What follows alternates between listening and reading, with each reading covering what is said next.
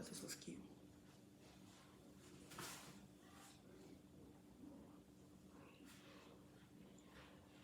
My earrings say diamond.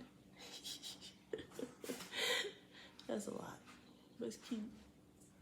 Okay.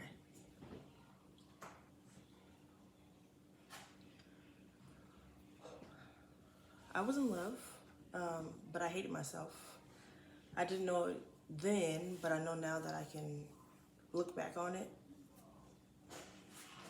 And because I hated me, I hated anything and anybody that loved me. Because how could anyone love me? That thing that I am, that thing that I was, like, I felt invisible. I couldn't accept love, and I tried my hardest, but it was not in me. Like, I couldn't do it. I was a small, hidden, invisible thing. I felt like a speck of dirt, a grain of sand, and not even like the unique, like, beautiful pieces, you know, how they have some different whatever. Just brown nothingness. I felt so small and so unworthy, but I knew he loved me, and I could not accept it. I knew he loved me, and I could not believe it, but I felt it. What about me is lovable, I thought. What about me is noticeable? What about me is special? But he was special, and I was not. And when it ended, I was lost. I held on to the look in his eye that made me feel something other than disdain. And when I could no longer see it in his eyes, or no longer look in his eyes to see it, or hear it in his voice, I disappeared. It took a long time for me to come out of that darkness. I contemplated never coming out,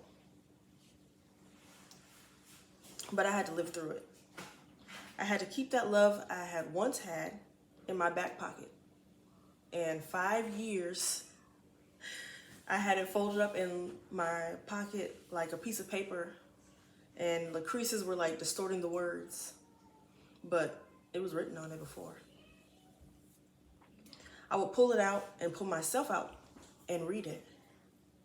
To look myself in the mirror and to say to myself out loud, to read those words out loud. If he loved you and he was special, then something about you must be special. Because why would he have chosen you? That doesn't make, why would he have chosen you? He would not have chosen you if you did not stand out. You would have not been chosen if you did not matter. He did not change his mind about you. He did not throw you away. The something that he saw in you is still there. And where is it? You have to find it. I've been digging up the jewels ever since. The hidden treasure is there, though the ex did mark the spot. I'm grateful for my journey. I'm grateful for what he saw and he called out of me. I am thankful that I was chosen. I know now that I was chosen first by another who created me. Before I was in my mother's womb, he knew me, which,